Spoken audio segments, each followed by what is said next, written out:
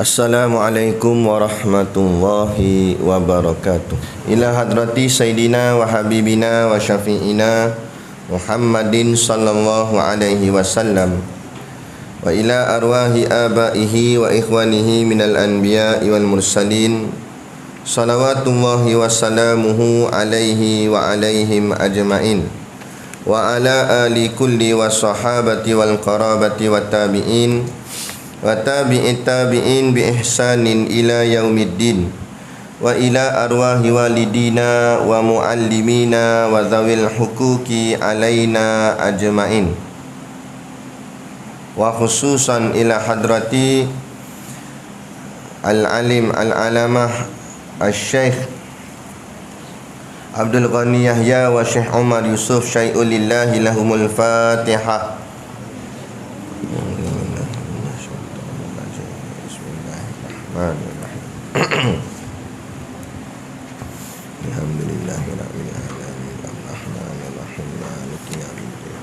Iyyaka na'budu wa iyyaka nasta'in ihdinas siratal mustaqim siratal ladzina an'amta 'alaihim ghairil maghdubi 'alaihim waladdallin.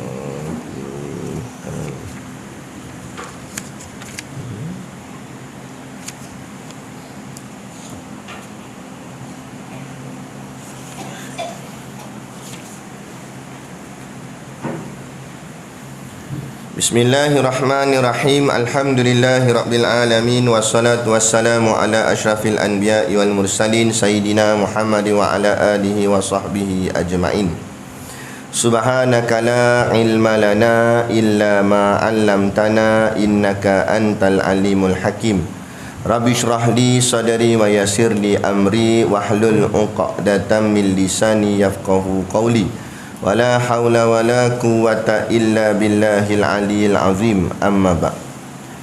Alhamdulillah, kita sama-sama panjatkan syukur kehadраtillah subhanahu wa ta'ala yang dengan limpah dan kurnianya diizin oleh Allah subhanahu wa ta'ala kepada kita pada pagi ini untuk sama-sama kita meneruskan lagi pengajian kitab kita, iaitulah kitab Risalatul Tauhid. Moga-moga dengan pengajian ini akan meneguhkan lagi akidah tauhid kita kepada Allah Subhanahu wa taala. Maka dengan keteguhan itulah kita layak untuk dimasukkan oleh Allah Subhanahu wa taala ke dalam syurganya nanti di hari akhirat kelak, insya-Allah. Amin ya rabbal alamin.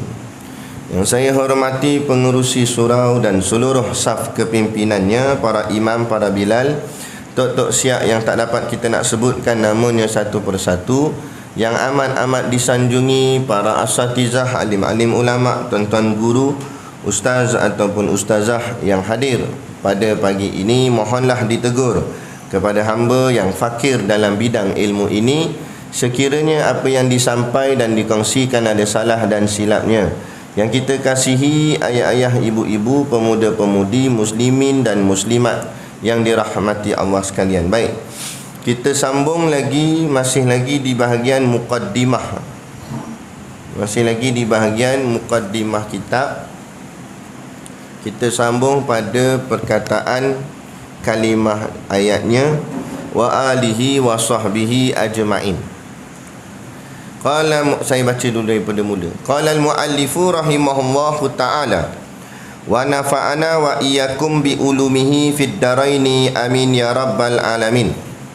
Kata pengarang kitab, Bismillahirrahmanirrahim. Alhamdulillahi rabbil alamin. Alhamdulillahilladzi tafarda bil wahdaniyah wa tunazzahu an musyabahatil hawadithi fi nu'utihil azaliyah. Wassalatu wassalamu ala sayyidil muwahhidin wa safwatin rabbal alamin, Sayyidina Muhammadin wa alihi wa sahbihi ajma'in.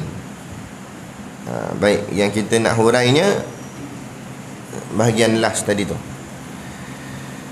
Sayyidina Muhammadin wa alihi wa sahbihi ajma'in. Sayyidina Muhammad dah selesai.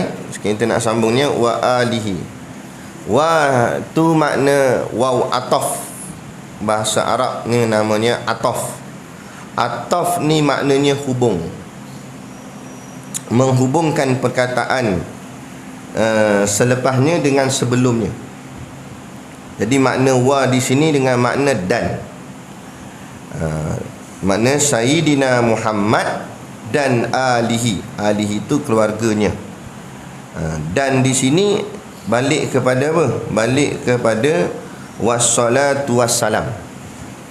Maknanya selawat dan juga salam atas baginda Nabi SAW dan ahli keluarganya. Mana selawat kita ni bukan semata-mata kepada Nabi sahaja, tetapi selawat dan salam juga kepada ahli keluarga Nabi. Dan begitulah kedudukannya juga. Kedudukan yang tertinggi tak lain tak bukan baginda Nabi Muhammad SAW. Kemudian disusuli oleh para nabi dan para rasul sekaliannya. Nah, anbiya wal mursalin.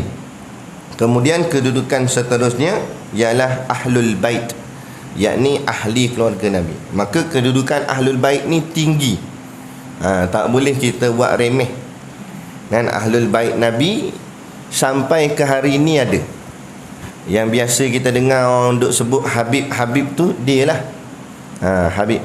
Tapi tak semua ahli keluarga Nabi yang disebut ahlul bait tu dapat gelaran Habib. Habib ni syarat dia mestilah ahlul bait, anak keturunannya Rasulullah. Kemudian dia seorang ulama yang menuntut ilmu agama dan mengajarkan ilmu agama, menyampaikan dakwah. Maka barulah beliau layak menerima gelaran yang disebut sebagai Habib. Jamak ni habaib. Tapi kalau kita yang bukan daripada keturunan Rasulullah ni mengaji agama, kita boleh pergi sampai tahap syekh. Orang panggil syekh lah, ulama lah, jadi syekh. Tapi kalau keturunan Nabi, dia tak panggil syekh, dia panggil Habib. Itu dia gelaran nak membezakan kemuliaan antara dua-dua ulama. Syekh pun ulama, Habib pun ulama, tapi tinggi Habib lagi daripada syekh. Sebab apa? Sebab dia lebih satu. Apa lebih dia? Darah yang mengalir dalam jasadnya ialah darah Rasulullah sallallahu alaihi wasallam. Berbeza dengan kita, kan? Baik. Contoh macam Tok Kupaloh. Tok Kupaloh. Tok Kupaloh ni seorang ulama di Terengganu suatu ketika dulu. Dan dia seorang wali Allah, dan dia juga adalah anak keturunan Rasulullah. Tok Kupaloh ni. Jadi Tok Kupaloh masa dia kecil-kecil, dalam umur 9-10 tahun macam itulah, lebih kurang. Memang telah diajar didikan agama sejak kecil lagi. Tok Kupaloh mengaji dengan guru dia, Tok Syekh dia. Bila sampai dekat rumah Tok guru dia nak mengaji, dia duduk bawah tangga, Tok guru dia duduk atas. Bila sampai-sampai nak mengaji, Tok guru dia duduk bawah, dia duduk atas. Tok guru dia turun daripada bawah. Dia tanya kepada guru dia, kenapa Syekh duduk di bawah sedangkan Syekh guru saya? Katanya guru dia, memang saya ni mengajar kamu, saya ni guru kamu, tetapi kamu tu anak keturunan Rasulullah, maka kamu lebih mulia daripada diriku. Nak menunjukkan di sini bahawa ahlul bait ialah kemuliaan. Jadi tak boleh kita buat lebih kurang. Hari ni Habib-Habib pun orang kutuk-kutuk juga, hina-hina juga, buat main dengan anak keturunan Rasulullah. Ni ahli keluarga Nabi ni. Sampai ke hari ni masih lagi tersusun nasab mereka tu. Tapi mereka dia orang ni, dia ada kumpulan-kumpulan dia ada sambungan-sambungan keturunannya tu pecah banyak. Sebab tu belakang nama dia ada beza-beza. Kita dengar contoh yang nyanyi lagu Yahanana tu, Habib Syekh, belakang dia As-Sagaf. As-Sagaf tu keturunan As-Sagaf semua. Siapa yang lahir daripada keturunan dia, semua belakang nama As-Sagaf. Ada kalau macam di Yaman tu Al-Habib Umar Al-Hafiz. Al-Hafiz tu keturunan dia. Semua yang lahir daripada keturunan tu semua digelar belakang dia Al-Hafiz. Ada yang Al-Kaf, ada yang Al-Idrus, Dia macam ada macam-macam lagi lah, alwi, macam-macam lagi lah nama dia. Tu semua para habaib. Kalau berkesempatan dapat bertemu, ciumlah tangan dia. Kerana jasad dia tu pasti ada bahagian daripada jasadnya Rasulullah SAW. Sebab apa? Bila anak keturunan ni, mana nak tumpahnya genetik ataupun rupa parahnya, melainkan kepada keturunannya. Betul tak? Macam rupa anak saya Muhammad Umar tu, rupa dia mesti ada rupa saya. Rupa saya ada rupa ayah saya. Rupa ayah saya ada rupa tok saya. Begitu jugalah anak keturunan Rasulullah. Rupa mereka tu, cucu cicit Rasulullah itu mesti ada rupa ayah dia. Ada rupa ayah dia. Ada rupa ayah dia. Last sekali sampai kepada siapa? Iaitu ayah yang paling besar sekali, dia punya tok dia, Nabi kita Nabi Muhammad sallallahu alaihi wasallam. Tataplah wajah mereka dengan rasa cinta. Kepada wajah mereka itu ada wajahnya Rasulullah. Mungkin bahagian mata ke, bahagian telinganya ke, bahagian pipinya ke, mesti ada bahagian yang melekat pada jasadnya Rasulullah sallallahu alaihi wasallam. Gitu. Tapi ada syarat-syaratnya untuk mengaku sebagai ahli keluarga Nabi. Mengikutnya Imam Syafi'i rahimahullah, kata Imam Syafi'i, keluarga Nabi SAW adalah mereka yang beriman daripada keturunan Bani Hashim dan Bani Muttalib. Baik, syarat ahli keluarga Nabi dia mesti ada dua syarat. Cukup dua syarat ni baru sahih kita boleh kata dia sebagai ahlul bait. Tak cukup dua syarat ni, dia tak dapat masuk dalam kategori ahlul bait. Kemuliaan dia tu. Itu kita kena nak tengok juga. Yang pertama, syarat dia mesti darah keturunannya itu dari keturunan Bani Hashim dan Bani Muttalib. Hashim ni atas lagi tok nyang Nabi kan. Muhammad bin Abdullah bin Abdul Muttalib bin Hashim, atas lagi. Itu dipanggil Bani Hashim. Bani ni bahasa Arab, bahasa Melayu makna bani itu keturunan. Bila disebut Bani Hashim, artinya keturunan Hashim. Macam saya boleh tak lah nak guna style Arab sikit, nak guna nama Arab sikit, Bani Nasuha. Mana yang lahir pada saya ni semuanya keturunan Nasuha lah. Macam tu lah kalau nak Arab sikit lah. Tu Bani tu bukan Bugs Bunny. Tu lain. Ataupun Bani Muttalib. Bani Muttalib anak kepada Hashim. Hashim anaknya Abdul Muttalib. Ada Muttalib anaknya Abdullah. Abdullah anaknya Nabi kita Nabi Muhammad sallallahu alaihi wasallam. Tu keturunan tu semualah. Keturunan tu semua, maka mereka disebut sebagai ahlul bait. Tapi atas daripada Bani Hashim lagi tak termasuk dah. Tak termasuk. Sebab kalau kita belajar salah silah Nabi ni, naik sampai kita jumpa nama dia Fihir. Fihir tu nama lain dia Quraisy. Itu disebut Bani Quraisy. Quraisy ni lah yang melahirkan keturunan Arab di Mekah. Kalau kira Quraisy, Sayyidina Umar Quraisy, Sayyidina Uthman Quraisy, Sayyidina Bakar pun Quraisy juga. Abu Jahal, Abu Lahab semua Quraisy. Orang Quraisy. Quraisy tu daripada namanya Fihir. Ni pun salah silah daripada keturunan Nabi juga. Tetapi mereka ni tak disebut sebagai ahlul bait sebab jauh sangat. Yang ahlul bait ni Bani Hashim dengan Bani Muttalib sahaja. Itu syarat pertama. Darahnya mesti darah mengalir daripada keturunan Bani Hashim dan Bani Muttalib. Itu syarat pertama. Syarat yang kedua, mestilah mereka itu orang yang beriman. Mestilah mereka itu orang yang beriman sehingga akhir hayatnya. Hayatnya siapa? Dialah sampai dia mati. Dia hidup tu dia beriman tika mana tak apa, lambat sikit beriman pun tak apa, tapi dia kekal iman dia sampailah habis nyawa dia, sampai dia mati. syarat kedua begitu. Bila ada dua syarat ni, barulah orang ni disebut sebagai ahlul bait ataupun ahlinya keluarga Nabi sallallahu alaihi wasallam. Tapi kalau tak ada salah satu daripada syarat ni, maka tak termasuk dalam kategori ahlul bait.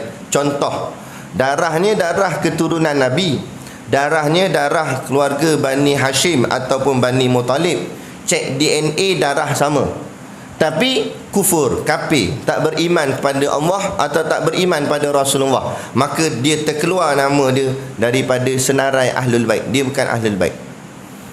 Contohnya Abu Lahab. Abu Lahab ni bukan orang lain, pakcik Nabi. Nama betul dia Abdul Uzza. Nama betul dia Abu Lahab ni. Dia pakcik Nabi. Setengah dalam kitab sirah kata dia dia abang kepada ayahnya Rasulullah. Jadi dia ni kalau ikut genetik dia, kalau kita scan lah DNA dia memanglah sama darahnya dengan darah Nabi, sebab dia ahli keluarga juga kalau ikut dari segi biologi dia, genetik dia. Tetapi disebabkan dia tidak beriman kepada Nabi, maka dia bukan dikira sebagai ahlul bait. Jadi sama juga sampai ke hari ni lah. Walaupun tengok-tengok dia punya genetik dia memang genetik keturunan Nabi, tetapi dia buat maksiat saja tak apa lagi, kufur pula pada Allah, hina Rasulullah, tak mengaku beriman, maka dia tak termasuk di dalam ahlul bait. Dia bukan ahlul bait. Dia tak termasuk di dalam ahli keluarga Nabi. Tetapi andai katalah dia tak kafir, dia tak kufur, cuma dia buat maksiat, tapi tengok darah keturunan Nabi, genetik dia tu, tapi dia ada buat salah lah, katalah dia minum arak ke, buat benda-benda yang salah maksiat, dia pun manusia juga, jadi berkemungkinan dia boleh gak buat maksiat. Jadi macam mana hukum? Maka ulama' menjawab, walaupun dia buat maksiat, jangan sampai kita menghinanya dengan teruk, kerana maksiat dia pun darahnya darah keturunan Nabi. Dan biasanya mereka yang mengalir dalam dirinya itu darahnya Rasulullah, walau jahat macam mana pun, pangkal dia nanti dia akan balik kepada agama balik, sebab darah yang mengalir dalam badannya itu darah yang mulia, darah daripada Rasulullah SAW. Jadi kita jangan hinalah, kita kena mendoakan mereka, sebab mereka ni ahli keluarga Nabi. Darah keturunannya tu. Selalunya nama dia Said lah. Kalau lelaki ni Said. Bukan Said yang ditambah-tambah, memang Said ada silsilah dia. Sebab tu tak tahulah, ada orang kata kalau nak buh nama anak ni Said, dia orang akan minta sanad dia tu, dia punya nama dia tu betul tak memang dia keturunan Said. Kalau dia bukan keturunan Said, tak boleh dinamakan dengan nama Said. Dia mesti betul dia ni keturunan Said. Kalau lelaki Said, kalau perempuan Syarifah. Ini semua ni zuriat Nabi lah ni.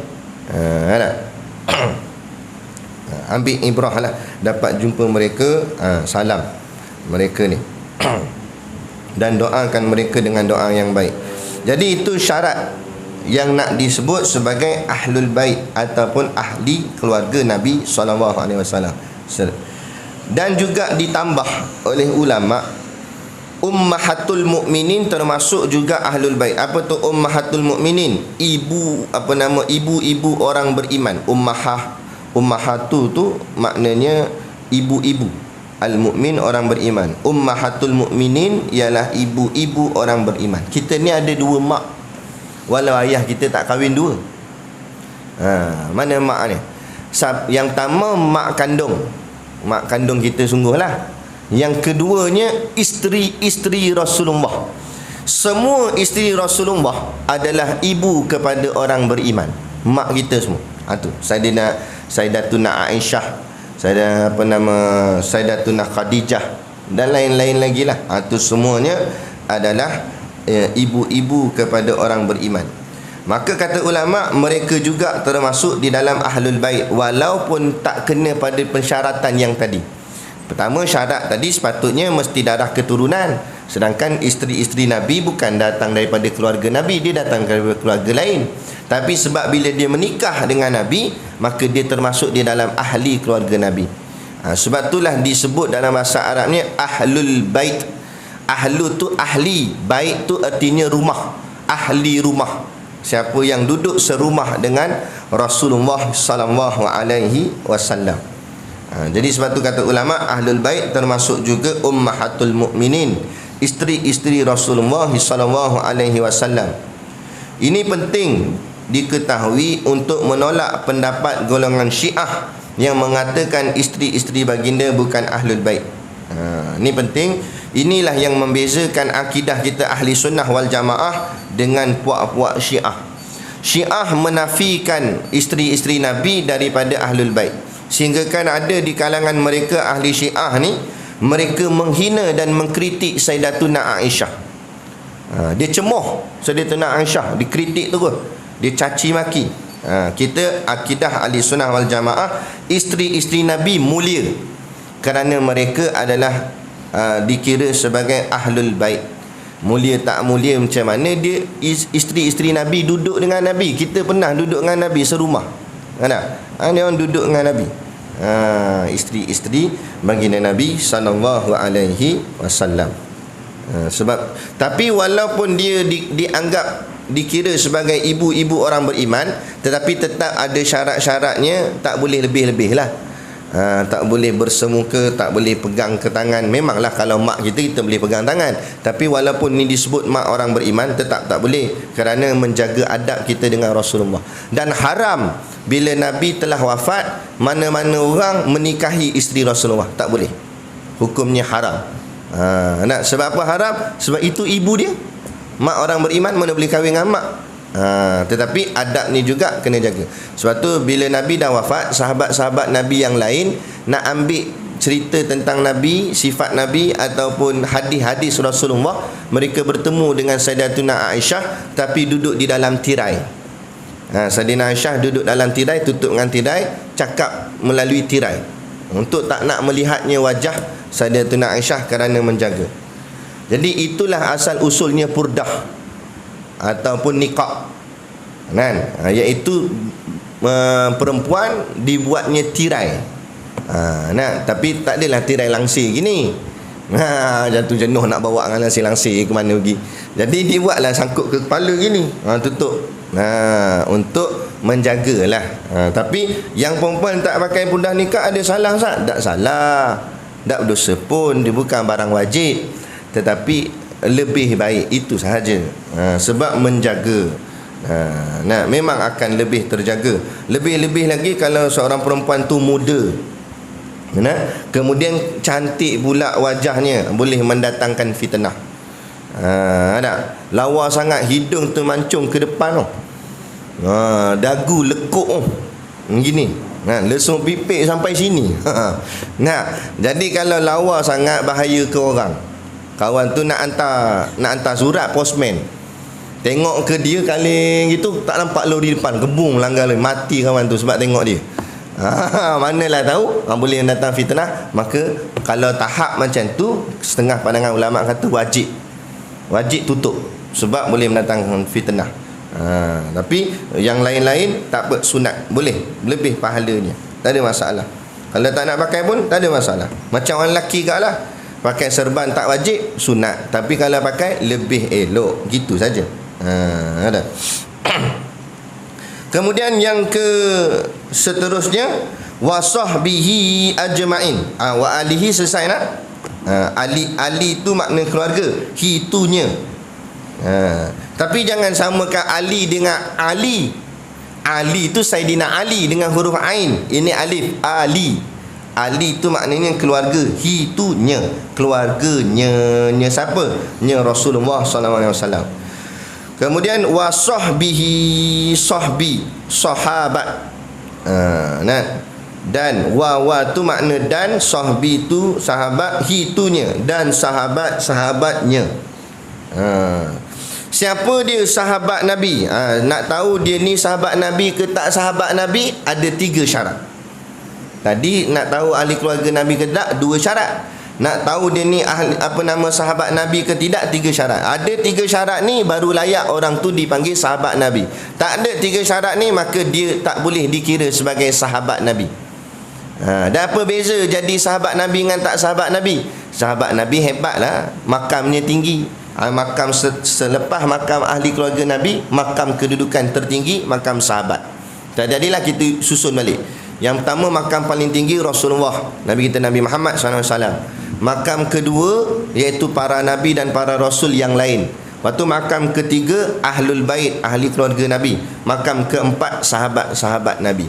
Lepas tu barulah turun makam kelima para wali Allah. Wali pula pecah dua. Ada wali kubra dengan wali sugra, kan? Kemudian lepas makam wali, makam bawah lagi makam ara alim ulama. Lepas tu lepas alim ulama barulah makam orang yang menuntut ilmu. Lepas tu turun bawah lagi baru makam orang biasa. Kita nak duduk tang mana makam kita? Nah.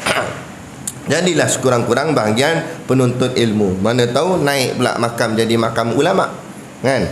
Mana tahu pula beramal naik pula makam para wali. Okeylah tu. Nah, kedudukan kita di sisi Allah. Ini berlumba kedudukan di sisi manusia. Rebut nak jadi Perdana Menteri, umur 90 lebih nak jadi Perdana Menteri lagi, kan? Sibuk makam di sisi manusia boleh dapat apa? Ni makam di sisi Allah ni kita kejar, supaya kita sangat hampir kepada Allah Subhanahu wa taala. Baik, syarat nak tahu orang tu sahabat Nabi ke tak sahabat Nabi, yang pertama dia mesti hidup di zaman Nabi. Sahabat ialah orang yang hidup sezaman dengan Nabi sallallahu alaihi wasallam. Lagi ulama letak syaratnya di bumi. Kalau dia hidup zaman Nabi tapi dia duduk kat planet Marikh, contohlah, tak jadi, tapi contoh, tak dikira. Sebab dia mesti hidup di bumi.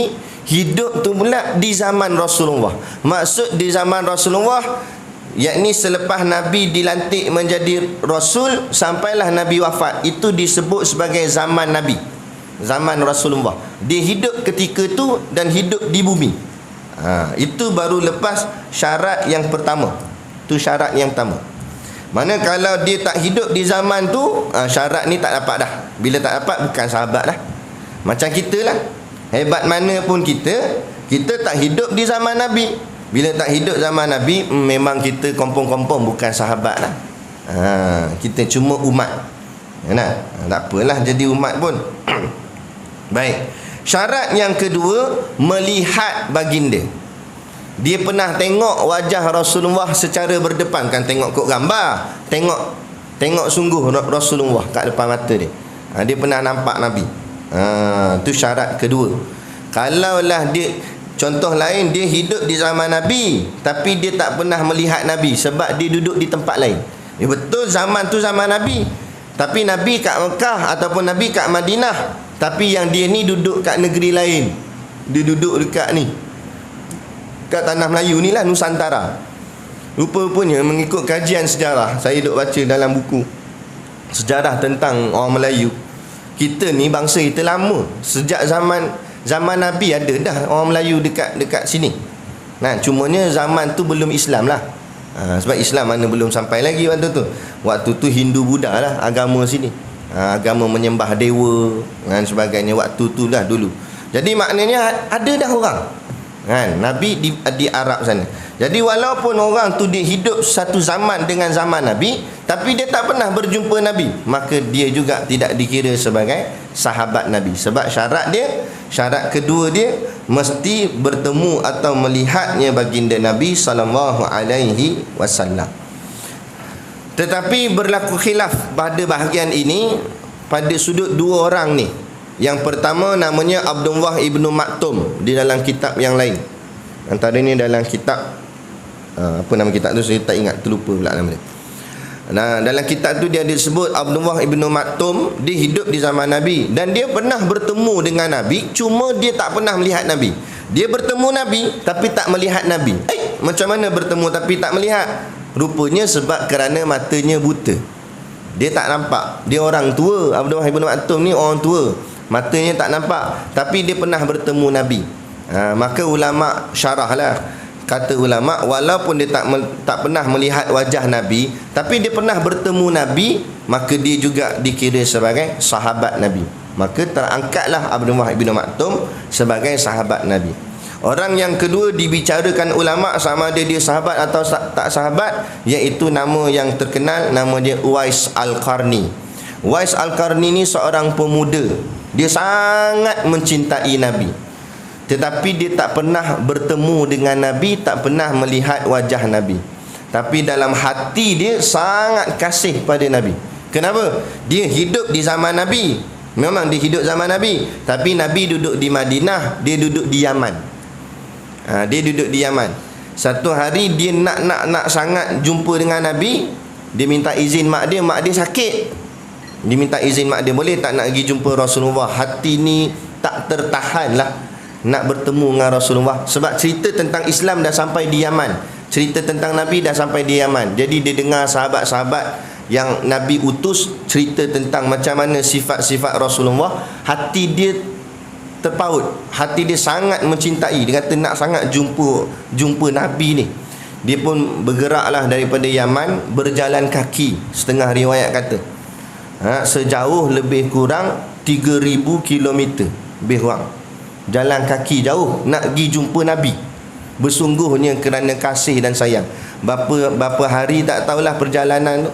Dia jalan-jalan, kadang dia tompang orang ke mana ke, sebab dia orang susah. Bukannya ada unta mahal, kuda pun mahal. Jadi dia mana mampu beli. Dia jalan kaki gitulah. Kadang-kadang ada nampak ada orang yang tengah berjalan situ, dia tompang sekali, naik ikut sekali.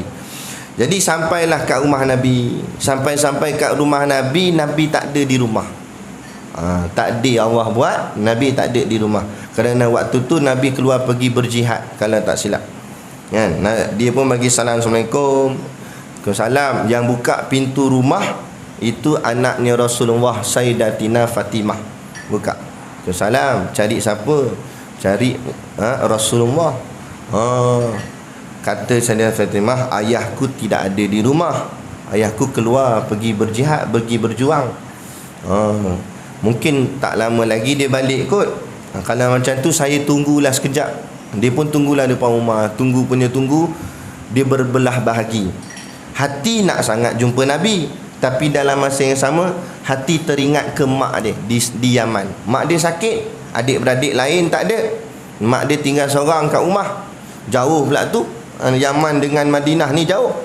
Maka dia pun fikir, lama sangat lah pula, takut mak aku jadi apa-apa, aku risau. Dia pun bagi tahu balik kepada Sayyidatina Fatimah, tak apalah, kalau Rasulullah balik, nak sampaikanlah salam. Aku tak sempat nak tunggu dia kerana mak aku sakit di Yaman. Aku terpaksa balik, dia kata. Dia pun balik. Dia balik je, Rasulullah balik.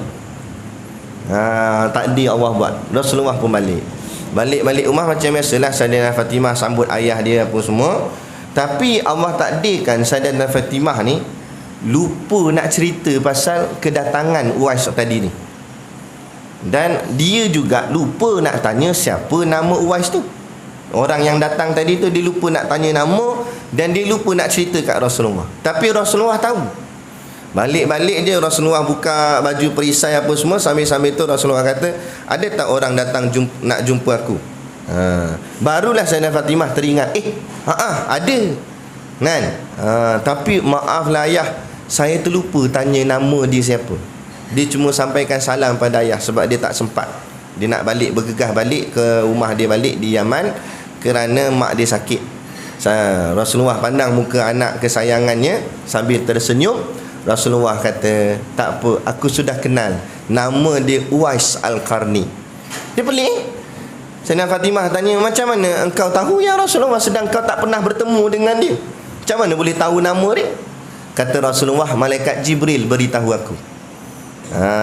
Dan katanya Rasulullah, Uwais Al-Qarni ni memang tak terkenal di dalam penduduk bumi.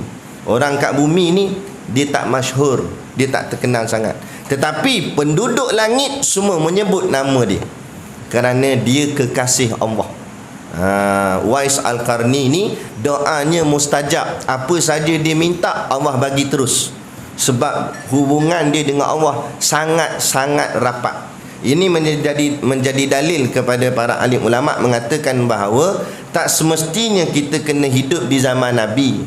Tapi kalau dapat hidup di zaman Nabi, dapat jumpa Nabi, itu satu bonus yang besar. Tetapi apa guna kalau hidup di zaman Nabi dan dapat jumpa Nabi tapi tak ikut Nabi, macam Abu Jahal dan Abu Lahab. Lebih baik kita hidup di zaman sekarang, walaupun tak dapat bertemu Nabi, tak dapat berjumpa dengan Nabi, tak dapat hidup sezaman dengan Nabi, tetapi kita dapat ikut Nabi. Itulah yang paling utama. Dan sekiranya kita taat sungguh pada Allah dan Rasul, maka silap-silap kita boleh dapat macam mana Uwais Al-Qarni dapat.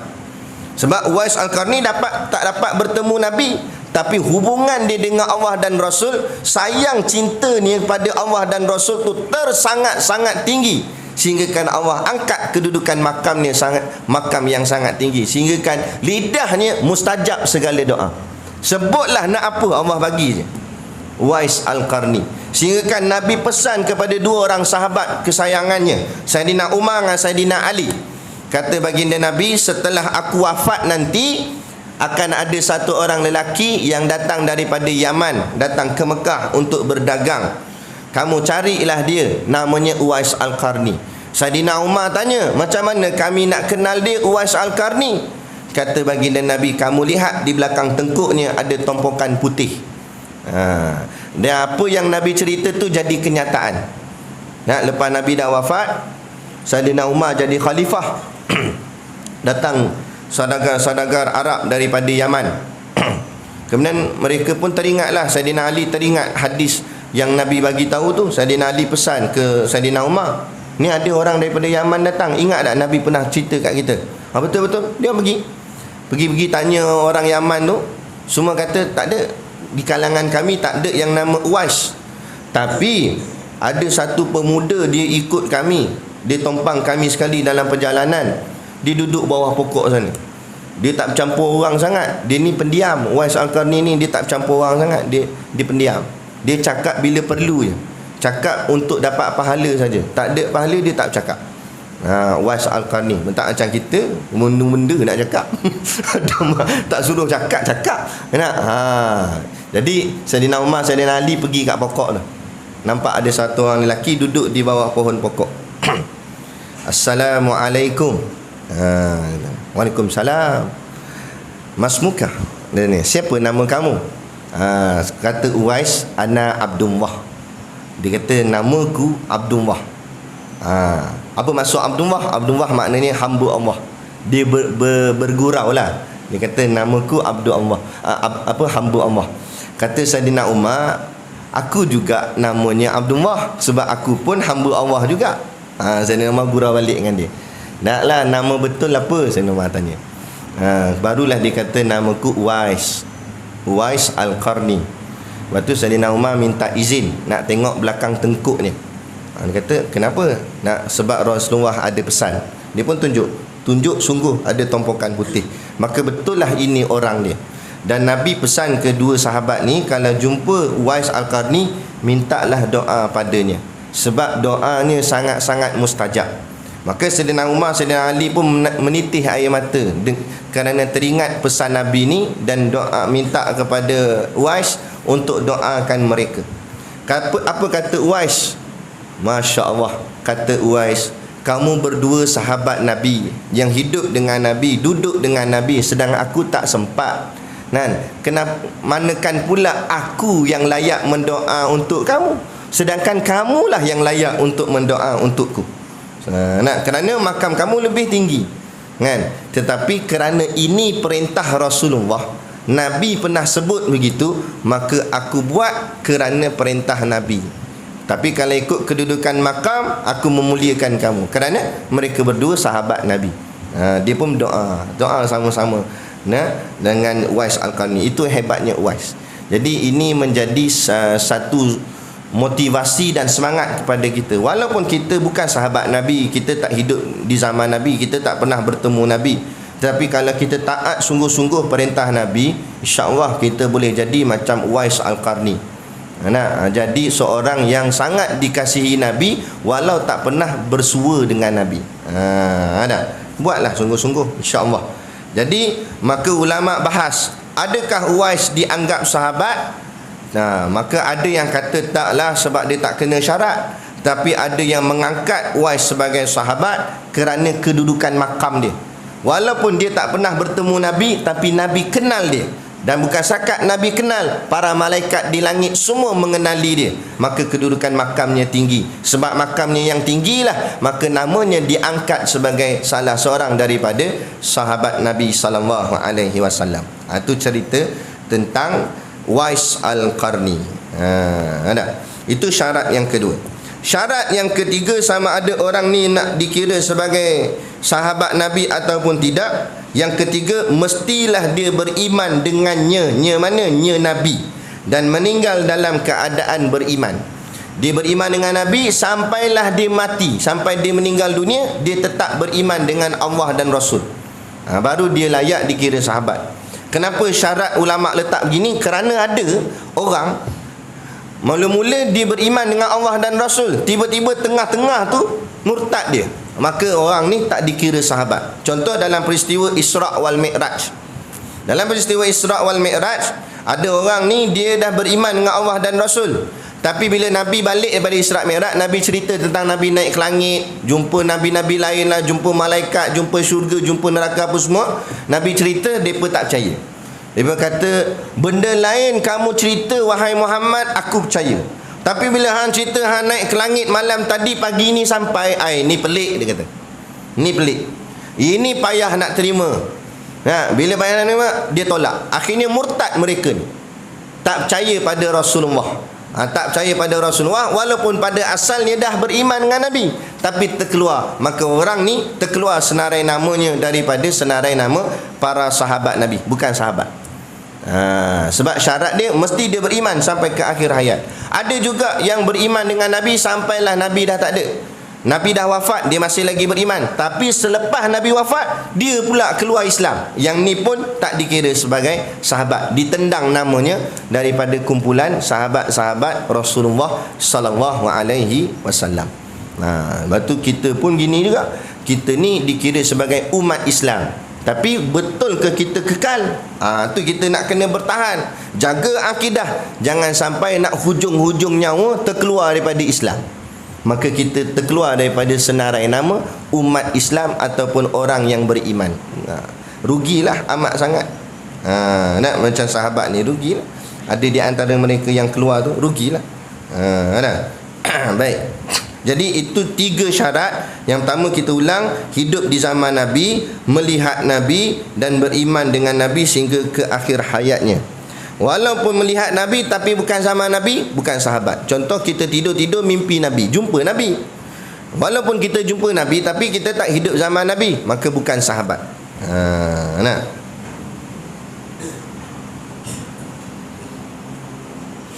Mengikut pendapat seorang ulama namanya Abu Zur'ah, sahabat Nabi pada hari kewafatan baginda, bilangan sahabat Nabi semasa Nabi wafat adalah seramai 124,000 orang. Ramai tak ramai sahabat Nabi? Saya ulang, sahabat Nabi semasa Nabi wafat jumlahnya saja, kata pendapat seorang ulama, iaitu seramai 124,000 orang. Yang ditanam di perkuburan Baqi', tahu perkuburan Baqi', Masjid Nabawi, Masjid Madinah sebelah dia. Menghadap kiblat sini Masjid Nabi, sebelah kiri sana. Kita selalu akan masuk ikut pintu sini, di pintu sebelah kanan, masuk jalan straight, makam Nabi kat sini, jalan straight, keluar kat pintu luar tu, ke depan, ke kanan sikit, itu perkuburan Baqi' nama dia. Dia ada tembok besar, ada banyak makam dalam tu. Itu makam para sahabat, dan makam isteri Nabi pun ada juga di situ. Yang ditanam di situ hampir 10,000 orang sahabat. Yang selebihnya meratalah, ada yang ditanam di tempat-tempat yang lain, tapi 10 orang sahabat Nabi ada di situ. Dan salah seorang yang ditanam di situ daripada orang kita di sini, iaitu Ustaz, orang panggil dia Ustaz Taliban, Ustaz Nur Azli Musa. Takdir Allah buat. Dia sihat asalnya, memang dia ada penyakit, dia sihat, tapi waktu tu dia sihat lah. Ustaz Mustafa, dia tunjuk kat saya video 4 jam sebelum Ustaz Nur Azli Musa meninggal. Masa tu dia bawa jemaah pergi umrah. Dia cerita dekat Gua Hira, depan Gua Hira, dia cerita Nabi naik Gua Hira ni. Dia cerita 4 jam sebelum. Lepas tu takdir Allah buat, tiba-tiba dia sakit, meninggal dunia. Meninggal dunia satu hal, dia meninggal di mana saya tak ingat. Dia meninggal dunia, kemudian kerajaan Arab Saudi membenarkan jasad dia ditanam di perkuburan Baqi'. Selalunya orang luar tak dibenarkan ditanam di situ. Bukan senang nak dapat tanam situ. Selalunya tanam perkuburan lain. Kat tempat-tempat lain banyak lagi kubur. Tapi dia ni Allah pilih. Tiba-tiba kerajaan Arab Saudi benarkan jasadnya ditanam di perkuburan Baqi'. Bayangkan, ditanam di tempat yang sama, dalamnya itu ada 10 orang ribu sahabat Nabi. Beruntung tak beruntung kan? Kita pun tak tahu kita ni ditanam di mana. Mati pasti dah, nak tanam tu, nak tanam mana tak tahu. Dia Allah pilih, mungkin sebab pengorbanannya, perjuangannya yang ikhlas, dia Allah pilih ditanam bersama dengan para sahabat Nabi di perkuburan Baqi', dekat dengan makam Rasulullah. Kan, beruntung. Hidupnya perjuangkan Rasulullah, matinya dekat dengan Rasulullah. Ada seorang Habib ni, dia cerita ada satu orang budak muda. Dia sangat sayangkan Rasulullah, sangat sayangkan Nabi. Tapi dia hidup tu, waktu tu Nabi dah tak ada. Nabi dah tak ada. Dia duduk di tempat lain, saya tak ingat di mana dia duduk. Tapi dia nak sangat pergi Madinah, nak pergi ziarah makam Nabi. Tapi dia budak, duit pun tak ada, keluarga susah. Dia nak sangat pergi, orang tak bagi. Kamu nak naik apa, kamu nak pergi, kamu tak payah ikut lah kan. Lah kali dia curi-curi juga ikut. Dia duduk kat mana? Dia kan macam kereta kuda ke apa tu, dia duduk bawah tu. Dekat dengan tayar kat belah bawah. Dia pegang sangkut situ. Dia ikut geng-geng yang nak pergi ke Madinah ni. Dia berjalan ramai-ramai. Sebab dia orang tak bagi dia ikut, sebab dia budak lagi. Tapi dia nak juga jumpa Nabi, nak juga pergi makam Nabi. Dia duduk bawah. Perjalanan makan hari kan. Rupanya dia duduk sorok bawah tu 2-3 hari dengan tak makan, dengan tak minum. Sampai di Madinah, badan dia longlai, lemah, dia rebah. Jatuh dia daripada tu, baru orang perasan, ada budak bawah ni. La ilaha illallah. Kata dah jangan ikut juga dia. Dia tak larat dah. Sebab dia tak makan, tak minum. Dia tanya mana makam Nabi. Sempat lagi dia tanya, dia cakap mana makam Nabi. Dia nak sangat lagi. Akhirnya diorang pun kesian dengan dia, sebab sampai begitu pengorbanan dia nak pergi makam Nabi. Dia pun usung dia, angkat dia. Papah dia bawa sampai kat depan makam Nabi. Menangis dia. Depan makam Nabi dia meninggal dia situ. Kemudian mereka pun ambil jasad dia, ditanamkan dekat dengan perkuburan Baqi' ni. Kemudian kata ulama, kata Habib tu, dari hari ke hari orang perhati tengok makam dia seolah-olah bergerak menghampiri makam Nabi. Sampai dah mati pun nak dekat dengan Nabi, sebab hidupnya nak dekat dengan Nabi. Makam dia seolah-olah macam beralih, semakin lama makin dekat, makin lama makin dekat. Seolah-olah makam dia macam bergerak nak dekat dengan makam Nabi. Allah. Tu seorang budak. Malulah kita yang bergelar bapak budak, mak budak, tapi budak muda lebih mencintai Rasulullah sallallahu alaihi wasallam. Kasihnya pada Nabi. Kita ajak pergi umrah banyak kali, nantilah ustaz dia bersungguh-sungguh. Bukan soal duit tak duit sebenarnya kita ni. Ni nak sampai ke bumi Mekah dan Madinah ni jemputan Allah. Kalau kita sungguh-sungguh nak Allah dan Rasul, insya-Allah Allah permudahkan. Tapi kalau hati ni tak ada terlintas benda tu, dia jadi tak nampak lagi lah lorong ni, tak nampak lagi lah jalan ni. Tapi kalau nak sungguh, soal duit mudah bagi Allah. Sebab ni bumi ni milik Allah. Bumi ni milik Allah. Tak semena-mena, walaupun tak ada duit, tiba-tiba ada orang nak taja, ada orang nak bagi ke, mana nak tahu. Tinggal lagi niat hati kita lah, berdoa lah sungguh-sungguh, ya Allah, aku nak sampai di bumi sana, aku nak jumpa Rasulullah. Kerana Nabi kata, siapa yang ziarah makamku seolah-olah diziarah aku. Macam mana orang ziarah Nabi masih hidup, begitulah orang yang ziarah makam Nabi seolah-olah dia bertemu Nabi macam Nabi masih hidup. Gila, bersungguh-sungguh kita doa, minta Allah permudahkan. Jangan sebut je nak pergi umrah tapi duit tak simpan. Kita tunjukkan usaha kita, kita kumpul dana kita. Tak banyak tak apa, sehari RM1 ke apa ke, tak apalah, kita buat, kita tunjuk, ya Allah, ini buktinya aku kasih pada Rasulullah. Aku simpan duit aku sebab aku nak ke sana, nak bertemu dengan kekasihmu, ya Allah. Maka permudahkanlah urusanku, senangkanlah, insya-Allah Allah akan permudahkan. Tapi kalau langsung tak terfikir bab tu, kumpul duit nak buat apa ni? Nak beli kereta baru. Ada bab yang tu je lah dapat Rasulullah. Bukan ke salah kereta baru tu, bukan salah ke nak beli rumah baru ke apa ke, tapi biarlah hati kita ada mencintai Rasulullah, kita simpankan satu bahagian untuk ini kekasih kita. Orang kalau mencintai seseorang, orang kata apa,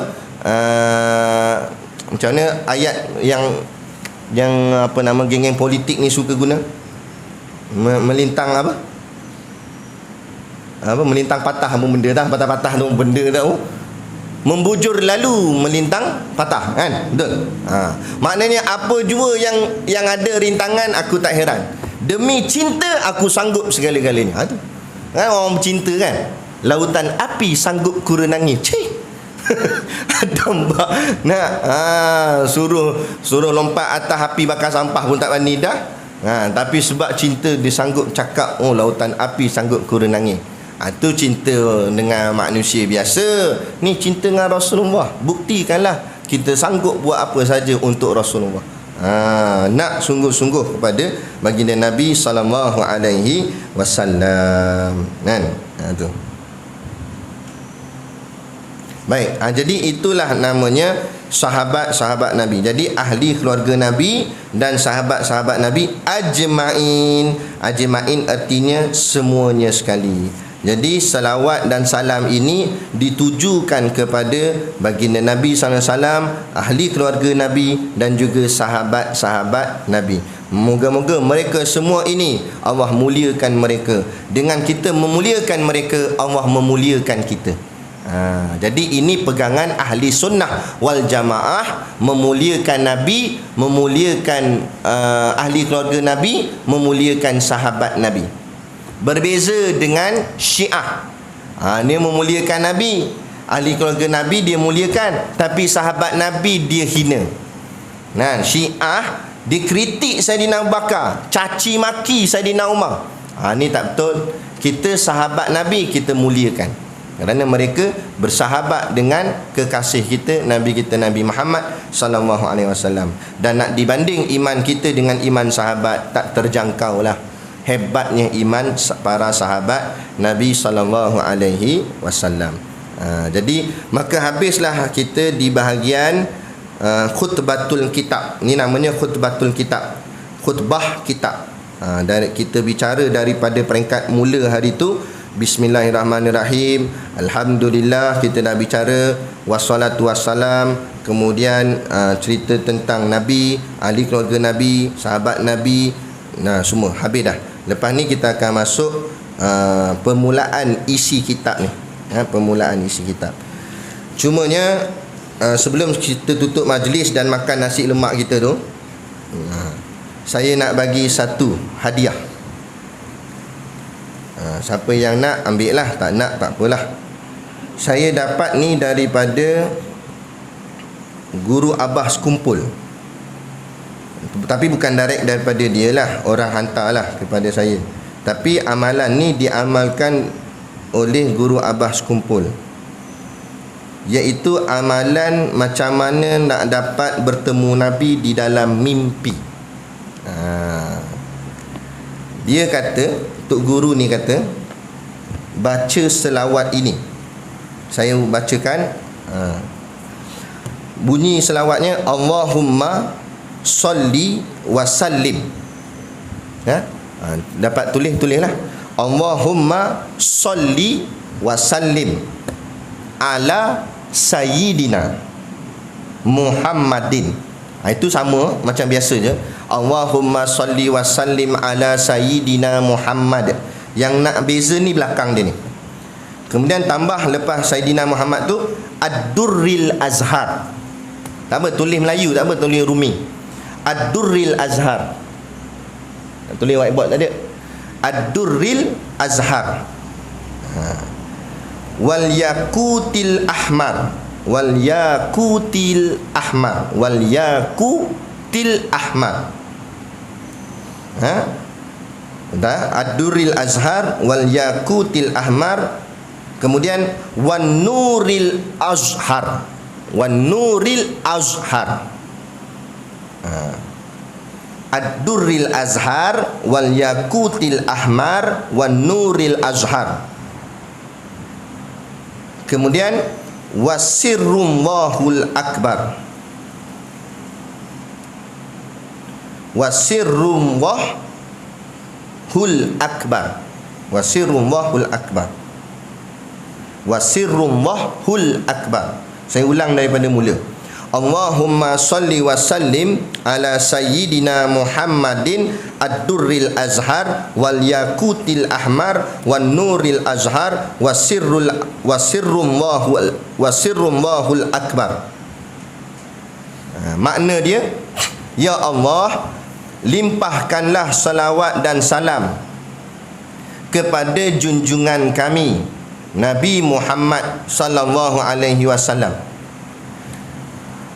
Ad-durril azhar artinya sang mutiara yang berkilauan. Sang mutiara yang berkilauan. Wal yaqutil ahmar artinya sang permata yakut yang merah. Sang permata yakut yang merah. Tadi sang mutiara yang berkilauan. Kemudian sang permata yakut yang merah. Wan nuril azhar, sang cahaya yang tampak benderang. Sang cahaya yang tampak benderang. Wasirrullahul akbar, dan sang rahsia Allah yang terbesar. Dan sang rahsia Allah yang terbesar. Makna ni tak apalah, makna ni bukanlah tak penting, tapi makna ni untuk kefahaman. Yang penting tu ayat Arab dia tadi tu. Macam mana kaedah dia nak buat? Amalkan tiap-tiap hari sebelum tidur, bacanya sebanyak 15 kali. Kata Abbas kumpul, jangan lebih, jangan kurang. Mesti 15. 14 tak boleh, 16 tak boleh. Kenapa macam tu? Wallahu alam. Ambil daripada dia kata begitu, begitulah jawabnya. Nak ikut, tak nak ikut sudah, situ saja. Bukan barang wajib pun. Dan dia kata, pengalaman dia, siapa yang buat ini, insya-Allah tak sampai seminggu pasti dapat bertemu Nabi di dalam mimpinya. Tapi benda-benda lain kena jaga jugalah. Jangan tak semayang, lepas tu baca ni je. Nak mimpi Nabi apa? Mimpi YB Aduh. Amalan lain kita jaga, adab-adab kita apa semua, taat perintah Allah dan Rasul. Lepas tu cuba amal doa ni, insya-Allah. Kata Abbas kumpul, tak sampai seminggu pasti dapat bertemu Nabi. Pengalaman dia dibagi ke anak murid dia, semua dapat, insya-Allah. Kan? Insya-Allah. Saya pun tak janjilah, tapi insya-Allah kita amal dengan ikhlas, dengan rasa yakin dalam hati kita. Baca tu dengan rasa mencintai Rasulullah, nak sangat bertemu Rasulullah. Kita baca gitu. 15 kali baca ni, jangan lebih dan jangan kurang. Sehingga kan kata Abbas kumpul, ada satu pelajar dia berjunuk. Malam tadi mungkin ada buat apa tahu, junuk, dan dia lupa nak mandi wajib. Dia lupa nak mandi wajib dia ni. Maknanya dia dalam keadaan berhadas besar. Dia pun terus baca benda ni, baca selawat ni 15 kali lah. Tiba-tiba dia tertidur. Dia juga dapat bertemu Nabi. Nak ceritanya, walau dalam keadaan berhadas besar pun mujarab selawat ni. Macam tu maksud dia. Abbas kumpul kata. Jadi moga-mogalah Abbas kumpul ni seorang ulama besar, wali Allah di Indonesia. Dah tak ada dah, dia meninggal dunia dah. Anak murid dia ratusan, ramai, ribuan anak murid dia yang berjaya menjadi ulama-ulama yang menyebarkan ilmu agama di belah Nusantara. Tu. Jadi ini antara amalan dia. Kita cubalah baca, insya-Allah amalkanlah. Dan kalau dapat, itu rahsia kita dengan Tuhan. Jangan cerita kat orang, melainkan tujuan cerita untuk memastikan. Kita tanya tok guru atau ustaz-ustaz, malam tadi dapat mimpi gini-gini ustaz. Adakah itu mimpi Rasulullah? Untuk pastikan tak apa. Tapi nak cerita dalam Facebook, ui malam tadi aku dapat dah. Jangan. Takut-takut Allah tarik balik nanti. Sebab apa? Ini rahsia. Rahsia kita dengan Tuhan. Macam rahsia kita dengan bini kita, takkan nak cerita kat orang. Malam tadi aku dengan bini aku bodoh. Pergi cerita bangang. Nampak? Cerita apa? Itu kelazatan tu, kenikmatan tu mu dengan isterimu je. Dan Allah je yang tahu. Sudahlah. Sama tak kelazatan dapat bertemu Nabi, kenikmatan itu rahsia kita dengan Allah, dengan Rasulullah. Cukup dah. Tak payah ceritalah kat orang. Kan? Ada. Melainkan tujuan nak memastikan ada tujuan-tujuan tertentu. Habis ulama tu, tok guru dia pergi cerita kat orang yang dia jumpa Nabi, itu bab lain. Itu dia nak cerita pada anak murid dia untuk meraihkan semangat anak murid dia untuk dapat juga mimpi bertemu Nabi. Itu tak apa. Tu dia tak cerita secara khalayak ramai, dia cerita pada depan anak murid. Jadi itu tak apa, tak ada masalah. Dan mereka cerita tu hati mereka terjaga. Yang kita takut ni, kita bila cerita kat orang kita mimpi Nabi, hati tu masuk riak, masuk ujub. Itu kita takut.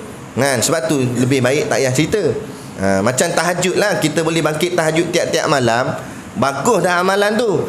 Bukan tak boleh cerita, tapi takut kalau kita cerita, kita rasa kita hebat daripada orang lain. Itu masalah.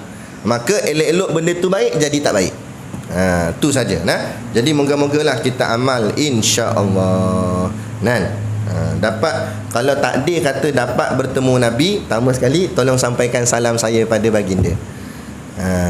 Yang keduanya, mintalah pada Nabi doakan diri kita semua, muslimin muslimat yang dalam zaman fitnah ni, macam-macam dugaan kita, ujian penyakit, mengadulah kepada Nabi. Kalau kita ada sakit-sakit badan, ceritalah kat Nabi, Nabi saya sakit belakang, insya-Allah Nabi sapukan, insya-Allah sembuh. Banyak orang macam tu. Kadang tu dia tak boleh bangun, ngadu kat Nabi, lutut dia sakit, dia nak semayang, dia tak boleh nak sujud, dia semayang atas kursi, dia rindu nak sujud, kan? Nabi pun bacakan, Nabi sapu dengan tangan baginda yang mulia pada lutut dia. Alhamdulillah, lepas tu dia boleh dah semayang macam orang biasa, sujud macam biasa. Walaupun jumpanya dalam mimpi sahaja. Jumpa Nabi dalam mimpi tu bererti jumpa Nabi betul-betul, bukan jumpa alam maya dia, tapi hakikatnya sebenarnya betul kita bertemu Nabi. Ada satu orang ni, dia cerita kat saya lah, dia dia dapat jumpa Nabi, tapi bukan mimpi, dia jumpa secara tiba-tiba macam ni, duduk macam ni nampak Nabi, dia jumpa Nabi, Nabi cium dahi dia. Nabi cium dahi dia. Lepas tu nak memastikan tu, ada orang pergi bau dekat dahi dia, memang bau wangi, sedangkan dia tak sapu pun minyak wangi kat dahi dia, tapi bau wangi. Maknanya itulah nak ceritanya, walaupun nampak macam alam gaib, tapi hakikatnya sebenar, sungguh-sungguh. Beruntunglah orang-orang begini, beruntung. Moga-moga kita pun dapat keberuntungan yang sama, insya-Allah. Jadi cukup sekadar tu. Wabillahi taufiq wal hidayah. Assalamualaikum warahmatullahi wabarakatuh. A'udzubillahi minasyaitonirrajim. Bismillahirrahmanirrahim. Alhamdulillahi rabbil alamin, wassalatu wassalamu ala asyrafil anbiya'i wal mursalin sayyidina Muhammad wa ala alihi wa sahbihi ajma'in.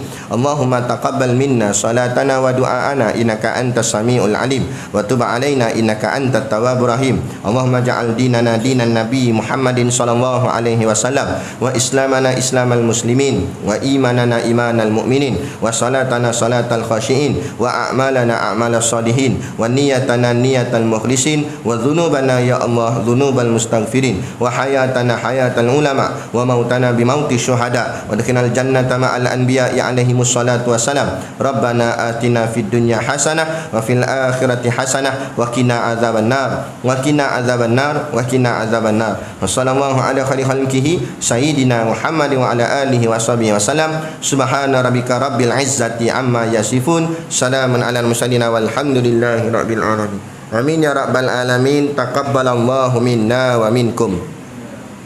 Takbir.